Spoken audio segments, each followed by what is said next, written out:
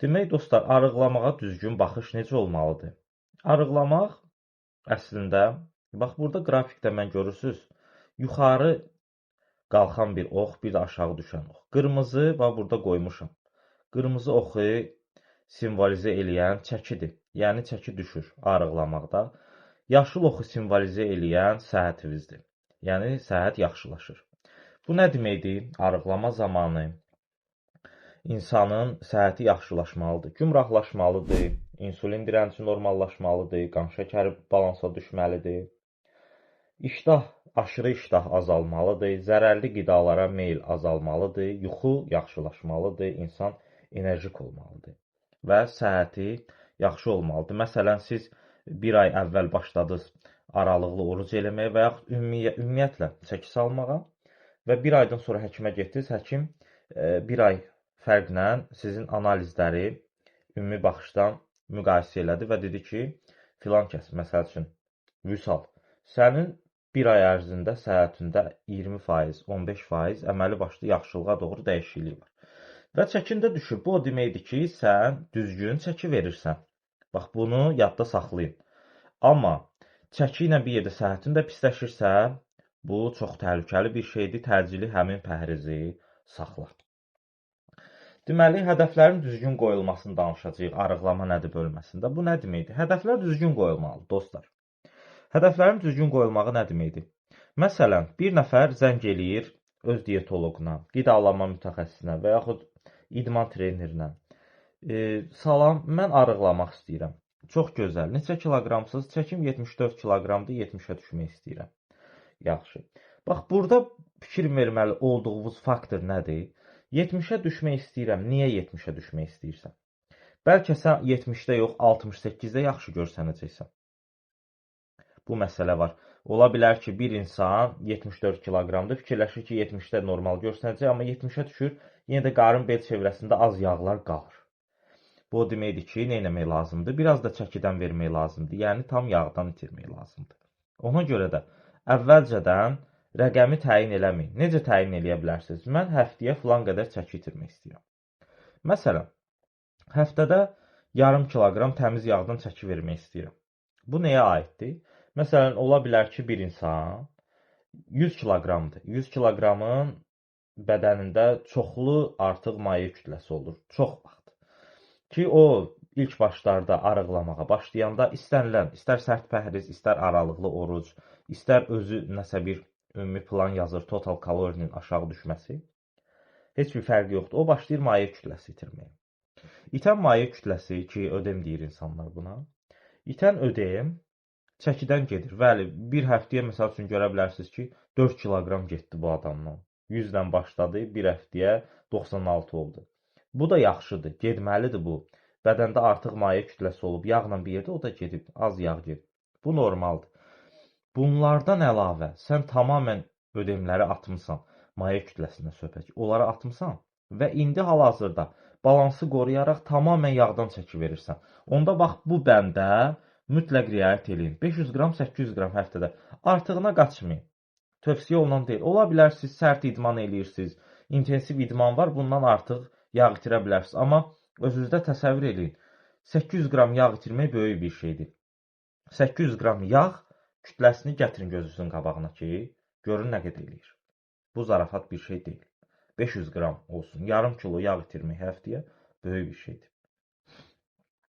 Sürətli çəki itirmə, sərt pəhrizdə uzun müddətli acılıqlar olmaz. Bax, burada görürsünüz, həftəyə 500 qram, 800 qram yaxşıdır, amma sürətli çəki itirmə olmaz. Niyə? Çünki sən nə qədər sağlam olsan da, uzun vədəli acılıqlarla, məsələn, uzun müddət ac qalmalarla. Sən ömür boyu pəhriz eləməmiş adam birdən-birə başlayırsan oruc eləməyə. Ömür boyu yeməkləri azaltmamış adam bir gün ərzində bütün yeməkləri sıfıra salırsan, başlayırsan su ilə qidalanmağa. Və yaxud aralıqlı orucun ən sərt bölməsinə keçirsən ki, 20 saat aclıq eləyirsən gün ərzində. Bu zaman sənin bədənin buna tab gətirməz. Aşırı xolesterin ifraz olar qaraciyərdən. Bu da xolelitaz yaradar səndəki öddə daş əmələ gələr. Bu sağlam insana aid. Amma sağlam olmayan insan, məsələn, xüsusən onun ödündə daş var, Bu adama heç ac qalmaq olmaz. Yəni, bu adam başlamalıdır 3-4 saat aclıqlarla. Çünki bu cür pəhrizlərdə, bax, sərt pəhrizlərdə birinci növbədə əzələ etkisi olur, ikinci ürəyin ritmi zəifləyir ki, həyati vacibdir, bilirsiniz. Üçüncü, zehni problemlər yaranır. Dördüncü, qaraciyər problemləri və onsuz da yağ itirmirsən.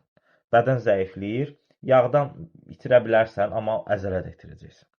Ona görə də mütləq şəkildə balansı qorumağa çalışın. Sonra danışaq çəkinin zəif getməsindən. Bir çox insandan demək olar ki, bütün artıq çəkisi olub arıqlamağa başlayan insanlar bir müddətdən sonra çəkin zəif getməsinə rastlaşır.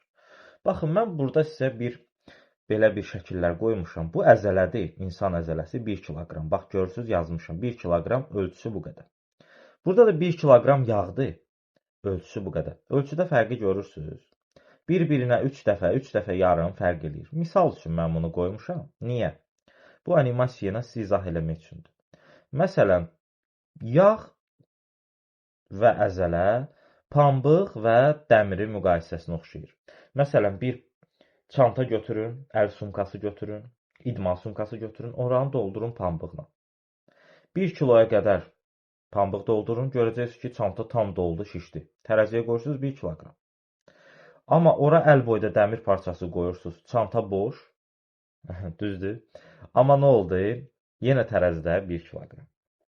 Bu, yağ, gördüyünüz insan orqanizmində olan yağ, həcmcə böyükdür, yəni böyük yer tutur, amma çəkisi azdır. Bu nə deməkdir? Sən yağ itirəndə görürsən ki, geyimlər boşalır, amma çəki zəif gedir. Bu çox yaxşıdır. Geyimlər boşalır, çəki zəif gedirsə, bu o deməkdir ki, sən əzələdən yox, yağdan çəki verirsin. Çünki dedik, yağın həcmi böyükdür, əzələnin həcmi kiçikdir. Gümrahlaşırsan. Niyə?